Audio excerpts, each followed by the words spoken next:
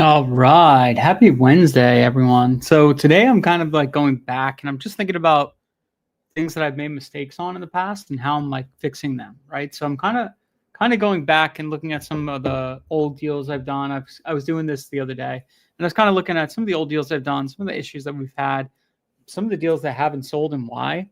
So I'm kind of looking at this and saying, man, I could just probably put together a video and show everybody kind of like the mistakes I've made, the issues I've had, and the ones I've lost money on, the ones I've still pulled money out of my hat. I don't know how it happened, but sometimes you just do that.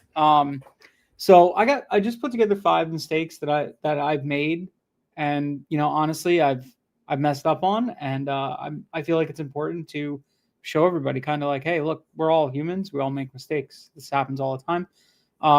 So I think it's good for everyone to see it. So the first one, I have them down below. I put a list of 5 different mistakes that I've made, but I'm going to go over them.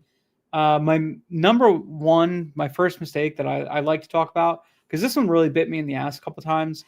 Um, it's also made me a lot of money because I ended up buying a deal that was landlocked and it wasn't landlocked. And I actually just had another conversation with the seller the other day on a parcel that is, landlocked. Technically, it looks landlocked. If you look at the roads, it's landlocked. Any AI scrubbing, it's landlocked. Everything's landlocked. But then when you look up the deeds, there's actually an easement for it, and it's not landlocked. So there's ways you could make money by not making this mistake, right? Which is pretty cool.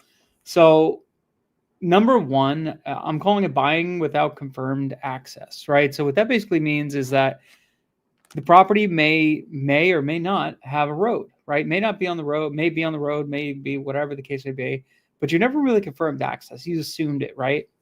Um, Personally, I bought a property. This was 2 years ago. Let me actually pull it up. Let me grab it real quick. By whatever means, we ended up selling the property. We freaking lucked out. I don't know how it happened, but we ended up lucking out and going ahead and selling it. And let me see if I can pull it up. Let's see. So just downloading pictures. Let me see. Is this video?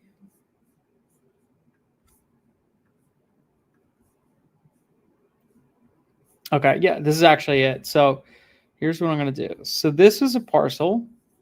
Now this is something I did all the things right. I did all the things right. I did everything I thought was right. Um, but I didn't do everything right, and I'll tell you why. All right, let me share my screen. Here she blows. Okay, so here we are. This is a property. This is in Surrey County, North Carolina. It's in it was, when we looked at it, we're like, okay, pretty nice parcel, all this stuff, right? So here's a video. This is Carolina drone shots, everything like that. We looked at this property and we're like, oh, it's nice. It's got good this, good that, good, good lay, good size, everything like that. It's got road frontage, tons of road frontage, right? So check this out. So here's the road. I'll pause this right here. So here's our road, right? That's our road right there. And this property goes back. This is about 10 acres, I think it was, or something around that size. I don't really remember too much about this deal. I believe it was around 10 acres. Picked this baby up for like, man, what did we get this for? I think it was around 60. I can pull up my HUDs and we could look at it. Picked it up for about 60. We looked at this. We said, man, we've got tons of road frontage. Property drops back a little bit. It's got a good lay on it and all this stuff, right? Now, we buy the property, everything like that. A couple mistakes I didn't do. I didn't have my agent walk it. I don't know why. I truly, really don't know why I didn't have my agent walk it, but I didn't. It was just one of those things, one of those stupid mistakes that I was just like, it's fine. It's a nice property. We're good to go. One of the things here was I was not the acquisitions manager on this. I was hiring people that I knew that were really good, good on the phones and everything like that. She did it, but unfortunately, she did not know land that well. So now we look at this property. Now here is the property right here. This is it. Right here, I have this like drive right in here. That's where you're supposed to pull in. Now, what we did not know when we bought this property was dry. When we owned the property, this was filled with water, right? We had no access to the parcel because the water would basically collect and run down this front right here because it dips down from the road and comes back up. We didn't realize that this all right here would fill with water and we couldn't access the property anymore. So yeah, you got tons of road frontage, but technically you don't have access because whatever. I mean, legally has access. Technically it has access, but actuality, it does not have access. How do we find clients to buy our land? We list them on the We list on the MLS. We direct list it on the MLS. We purchase it and we list it on the MLS. If you're wholesaling, people like me, I'll buy a wholesale deal if you got something good. So I didn't realize that this did not have access all the time, right? Now, come to find out, here's another video of it. Come to find out, this property ended up having an easement access to it, right? On the back side of the property, it cut through the neighbors like right here, and it allowed us to get onto the property this way, right? So we really lucked out, to be honest with you. It was 11 acres. There you go. We really lucked out because we had this easement road behind here. The only problem was it wasn't really clear. So we went ahead, we listed the property. You can see the ravine now that I look at it. Now that I know more about this property, I know this, but I didn't when I bought it. I really didn't. I totally screwed up there. So we went ahead, got this thing listed, and then our agent told us everything that's wrong with it. And then we're like, oh shit. Now what do? We already bought the property. We're stuck with it. So yeah, you can see right here, that was technically our access, but it wasn't always good. We got quotes from the Army Corps of Engineers. We would have had to like build a like a little bridge to get across this thing because you couldn't cross it. So anyways, we listed this thing. Let me see if I could pull up. If I could pull it up. Let's see the sell.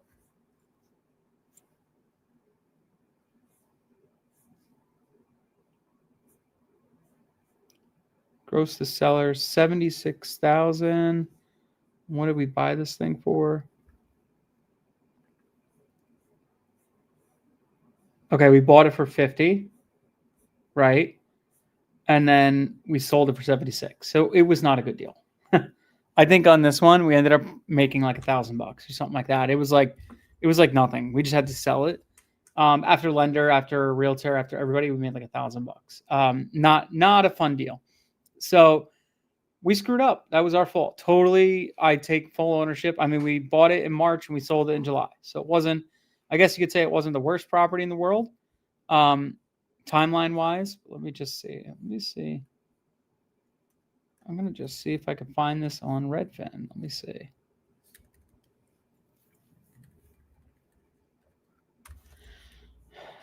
So, yep, here she blows. So you can see it a little bit better in this picture. See how this all kind of like drops down right here? This would all fill with water. I fucked up. I totally messed this one up. I screwed the pooch on this guy. And, we ended up just breaking even on it. We had listed for 99, didn't really move, blah, blah, blah. Finally sold it, and that one sucked. And I'd like to say this was the only property that happened to be on. It's not true at all. It happened a couple times.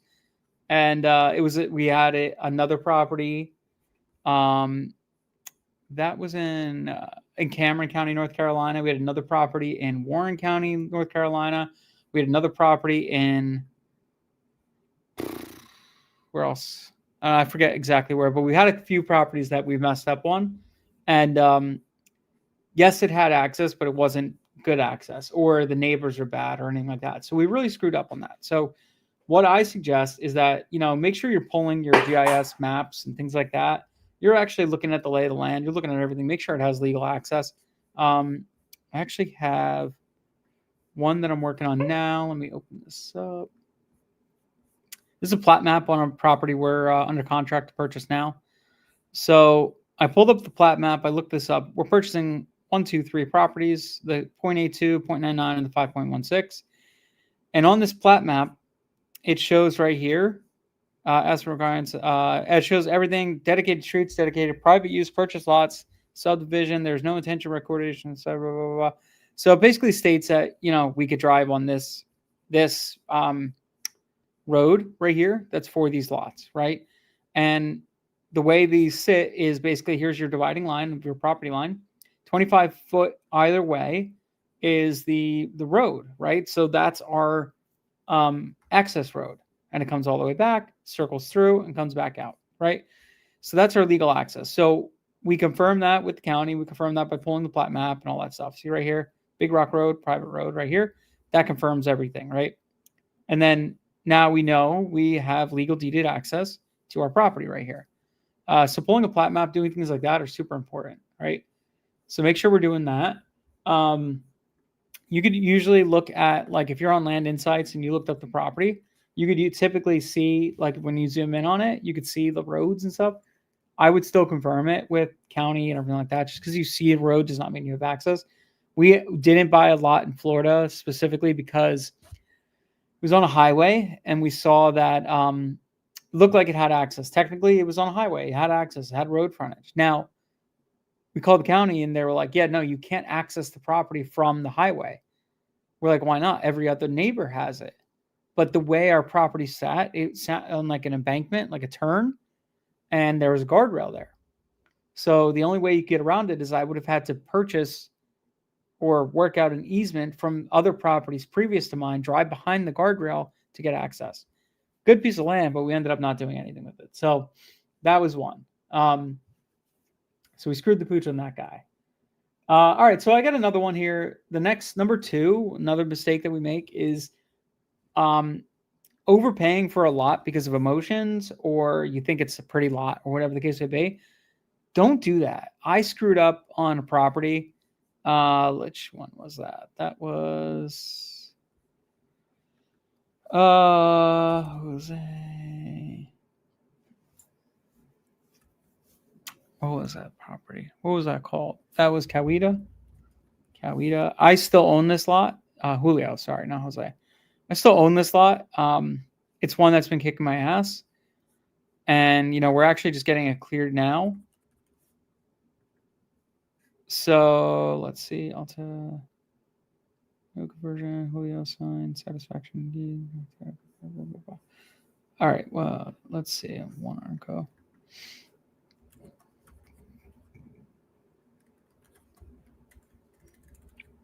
Armco First Street.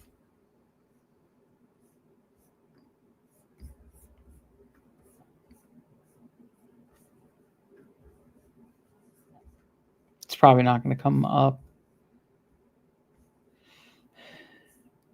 Where are we? Armco Mills, Noonan.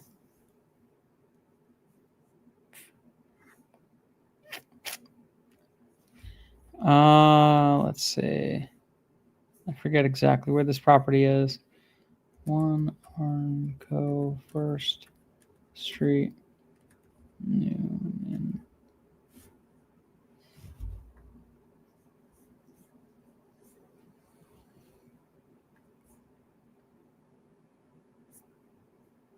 This might be it. Yep, this was it. So listing removed. Okay. So basically, this is a lot. It's 6.9 acres. Purchased this thing. We picked it up for 60 grand. Now, I screwed up on this one because the seller was like calling me literally every day. He called me every single day while we were in contract. Hey, Dennis, just checking in to see if we're closing it. Hey, Dennis, just checking in to see if we're closing it. Hey, I'm just trying to see when we're closing. Every day he called me, probably once or twice a day, literally every day. And he did this. And eventually I just said, I don't even care about due diligence anymore. Just buy the lot. I'm done with this guy. And I'd let my emotions get the best of me. Now, flash forward, that was almost a year and a half ago. We listed this lot twice. 7/8/24. I think that was the second time we listed it. 7/8. No, it's probably the first time. Had the lot listed for a really long time. We had 2 offers on it. Both times the buyer could not perform, and we had to get and go ahead and relist it. So we went pending sale right here. And then there was another time it was pending sale. I think it might not be on here fully. But this is the lot right here. So you could see we purchased it for 60 grand right here. This is the lot. So we screwed ourselves. I screwed up. I should not have done that. Now, hindsight is this lot right here. If I'm looking at this lot right here sold for like 70 grand. I'm sorry. This lot right here sold in the past for like 374,000 or something like that. This one right here sold for like 374K. And I was like, damn, we're going to be good. We're in the money. Now there's train tracks that divide it. They're on the main road. I'm in this little subdivision right here. And this is a, lower volume subdivision, lower income area, right?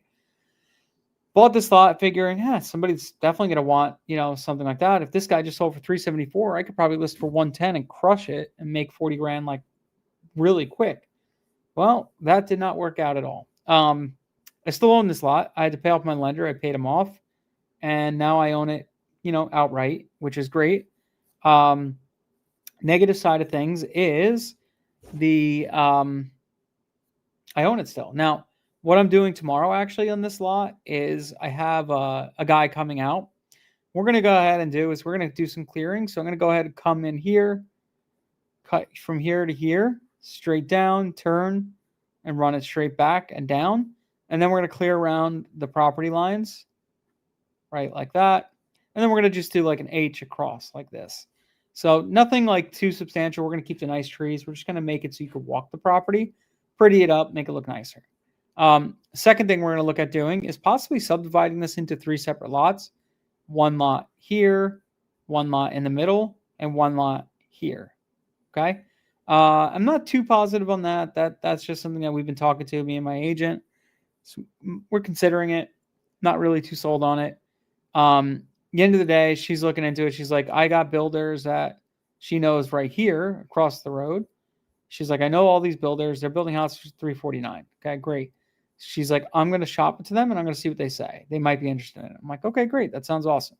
So she's like, going to do that. We'll see what we can do. If I could sell this thing, I don't care. My all in right now, I'm in it for 74K after I paid my lender off and all my, clearing and all that stuff. That's all I need. I just need that money back. So I don't care at that point. I just want to break even on that one.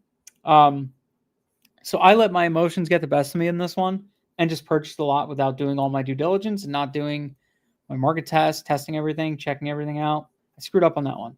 And here I am, almost coming about 2 years later that I'm still owning this lot. So I messed up on that. Another thing that, we do too is when we look at a lot, we're like, man, this lot's really pretty. We're going to make it even prettier by putting a gate and doing some clearing and doing all this jazz, right? And then you don't look at the sell-through rates. You don't look at the other things. You don't look at all the things that are important, and you're just buying a lot emotionally, right? And guess what happens? People don't buy it. Then you're screwed. Then you're like, shit, now I own this lot and I can't do anything with it. So I've had that happen to me too. We had a lot that we bought in Warren County, North Carolina. Went ahead, bought it, cleared it, did a nice thing. It was really beautiful, everything like that. The lot took 1.5 years to sell. When it finally did sell, I ended up losing $7,000 on that one. So that one sucked. I overpaid for the lot. I went by the word of, people I know, and I didn't just look at the numbers and say, yeah, this is what I want to do. I need to be here. I went ahead and purchased a lot more than I should have and ended up biting myself in the ass. I want to say I bought it for 90 and I think I sold it for like 106 or something stupid like that, or maybe less. Maybe I bought it for 80. I don't remember the numbers exactly, but I know I lost $7,000 on it. But the funny thing is that loss, I was so pissed about that because this is the first time I've ever lost money on a real estate deal. So I was devastated about that. Literally the next week, we sold another lot, a 70-something acre, 72-acre lot that we made $220,000 on. And I wasn't excited that I just made 220 grand. I was more devastated that I lost 7,000 on a lot, which is stupid, right? Because it more than made up for it. But I was just pissed because I'm like, I've never lost money. What did I do wrong, right? And I let my emotions get the best of me. And I listened to other people when I should have just stuck with the numbers, right? Look at the numbers, stick with that.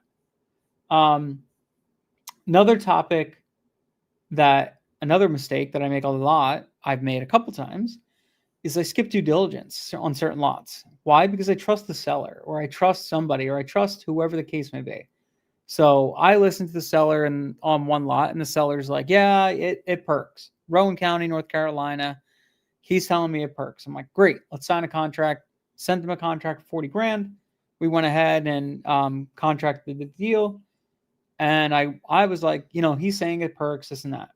I ended up having a potential buyer coming out. This is actually one we listed as a double close. For some reason, I just felt like I should. So I listed it as a double close. We went ahead. The buyer came on, and he went and got a perk test done. Failed miserably.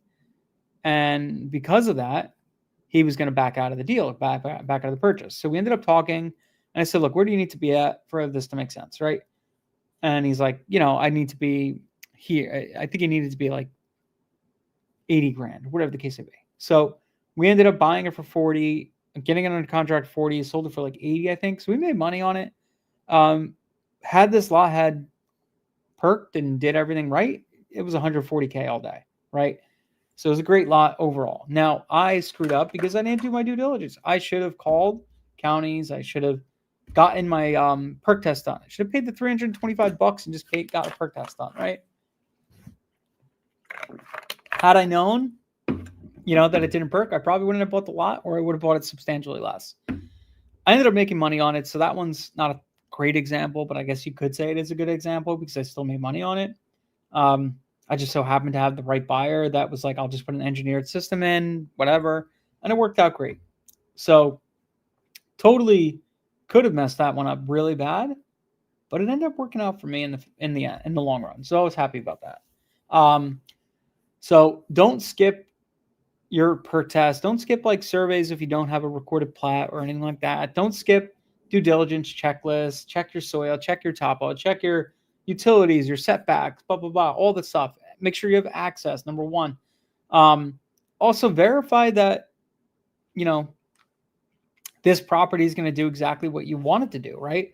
If you're looking at everything in the area is a buildable lot, and then your lot is not a buildable lot, well, do you think that lot's going to sell? Probably not, right? Because everything else in the area is buildable except for yours.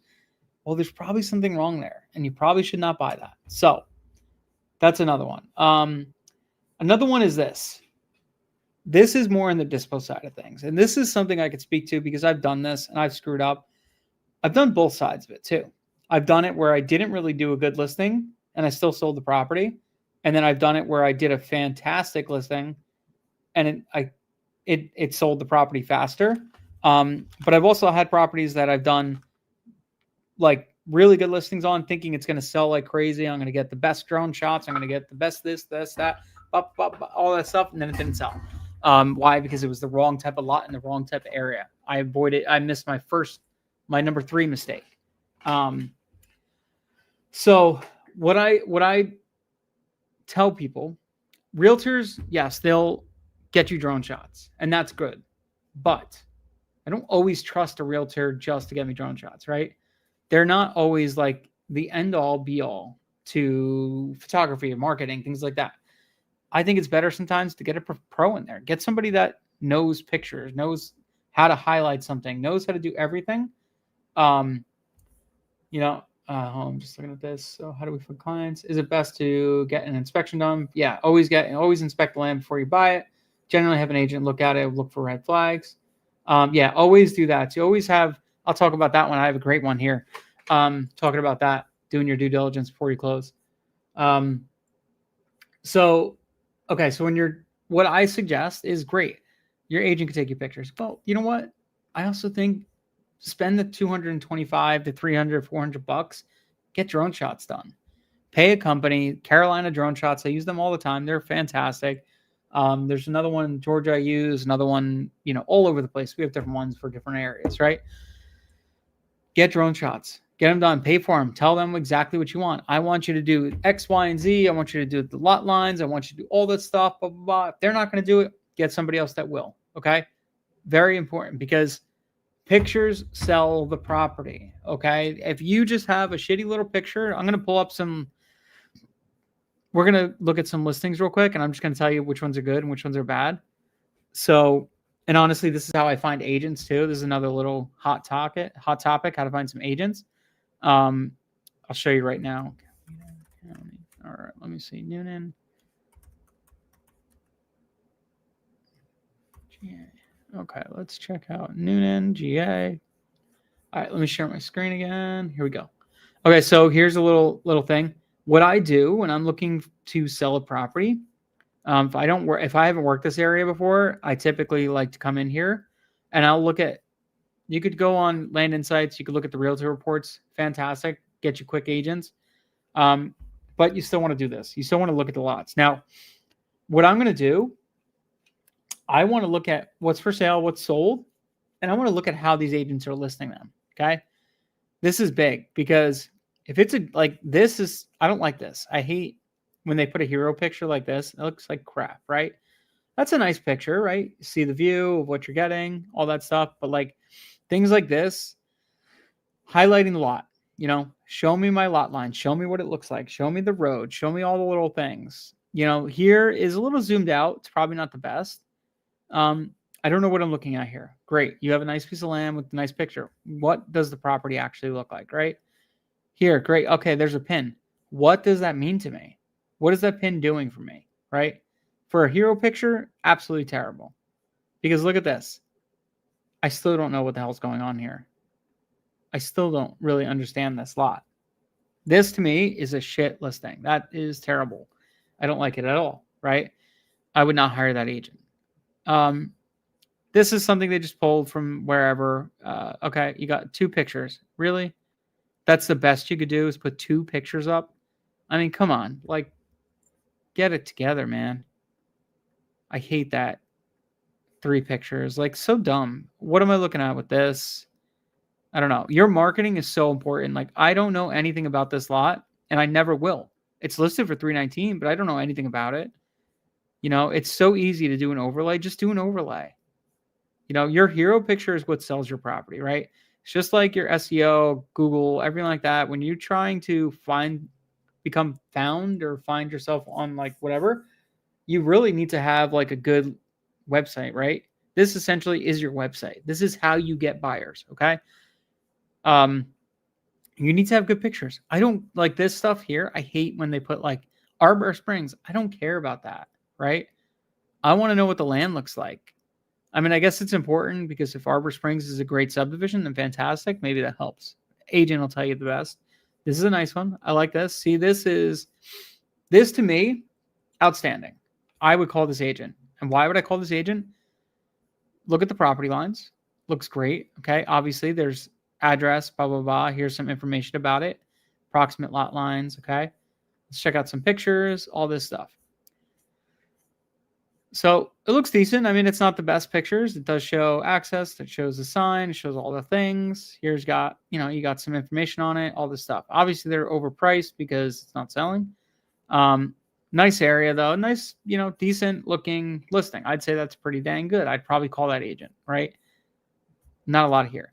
So having proper listings, proper pictures, proper things done helps everything. Helps sell your lots, helps do everything. So it's super important, to make sure you have like a little story about your land. What's something that why would somebody want to buy this land versus anybody else, right?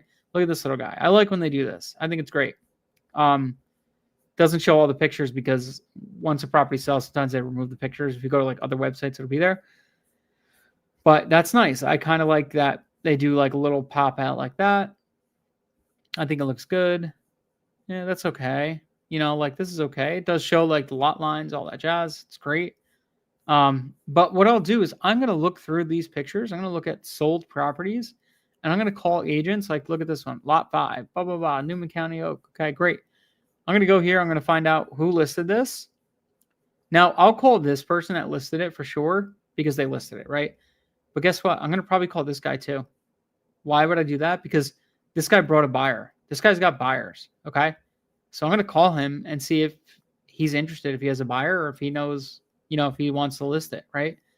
I would want to look at some of his listings first, but not having, so basically the big mistake here is not having good marketing, not having good representation, If you're doing a single small lot, buy for 10, sell for 20, great. Okay. You don't need to go spending $1,000 on drone shots and all this stuff. Here's the thing. I'm doing right now, I'm under contract for this huge subdivision or huge lot. It's 1,361 acres that we're buying, right? We're buying it for $1,555,000, something like that, all in with surveying, all that stuff for $1,800,000, right? That lot, I'm going to probably spend about $10,000 just on my marketing cost, right? Just on getting professional pictures, getting all the things, right? Why am I doing that? Why am I going to spend so much? Because I want to come out with a good presentation. I'm going to go hard on this one. I'm going to have a nice website built for it. I'm going to do all the things, right? And I want to direct people to this lot. And then we're going to do, hopefully, I'm going to talk about this with other people. I've never done it before. We want to try to do a one-day land sale and auction off all the properties in one day and make a quick $1.5 million in one day, which would be awesome, right? That's the goal with this lot. Hopefully it passes due diligence and all the other things. And as long as we get approved by the county and it passes due diligence, we're good to go. So that's a big one. So I'm going to spend a lot of money on my marketing because it's worth it in that deal, right? So being intentional about your marketing, I guess is the best way to say that, is important, right? Also being intentional about who your buyers are going to be and all these things, that's super important. Here's my lot right here. Redfin's got the value at 127. Come on, girl. Sell for 127 then. Anyways, so that is huge. Weak marketing, all that stuff. All right, so the last one I'll talk about today, and this could be 1,000 things. When you're purchasing a property, if you don't know your exit strategy, don't buy it, right? What am I doing with the property? Is it a property that's going to be built on? Is it a property that it's going to be rec land? Is it a property that, you can never build on? Is it going to be a property that's like meant for commercial? Is it going to be changing the zoning? Is it going to be, doing this, doing that, whatever? I don't know, right? So you need to identify that first before you even price, before you even talk to the seller and try to say like, hey, this is what I could offer you, whatever the case may be, right? You got to really do that. You got to really figure out what your exit is, right? Are you going to wholesale it to another land investor? Like, I'll buy a wholesale deal all day long. You just got to make sure I got at least 40% equity in the deal, right? At purchase. So if you got it under contract for 50% of market, you can sell it to me for 60% of market. I'll buy it.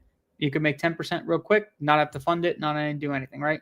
I'll buy those deals all day. Bring them to me. I'll buy them, right? That's your exit. If that's your exit, fantastic. Buy for 50, sell to me for 60. I go ahead and purchase it. I list it and I'll make 20 grand after everybody. Great. You just made 10K just by signing it to me. It's perfect. If that's your exit, great. Know that, right? Know you're being intentional about it. If your exit is subdivide, be intentional about your pricing when you go to subdivide, right? Knowing what it's going to sell for each lot individually and in a whole, like what the property's worth. You could be missing out on a massive deal because you're looking at it as like, well, buy for 50%, sell for 100%, right? I'm buying properties. I'm under contract for another property. We're technically above market, right? The seller wanted above market price.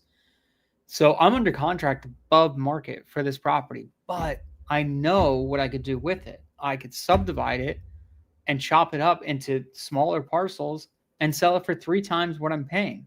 So why wouldn't I buy above market? If I was like every other schmo and just offered, 50%, guess what? I'm probably not going to get the deal. Okay. So knowing what your exit is going to be super helpful when you're going to do your purchase or price it or whatever the case may be. So consider your exit first and then price accordingly, right? Make sure you're checking your demand. Make sure you're checking the timeline, how fast things are selling. Make sure you're doing all these things because let's say you lock in a lender and, they're 6 months, their term is 6 months and everything in that area is selling for a year, 2 years. It's like, well, you're kind of screwed at that point because your lender is going to want to be paid out in 6 months.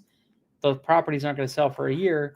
You're going to screw yourself, right? So knowing that too, make sure you're designing your lender or picking your lender around what the market's telling you, right? I don't mind buying in a slow market and selling in a slow market. Perfectly fine. I'll do that all day long.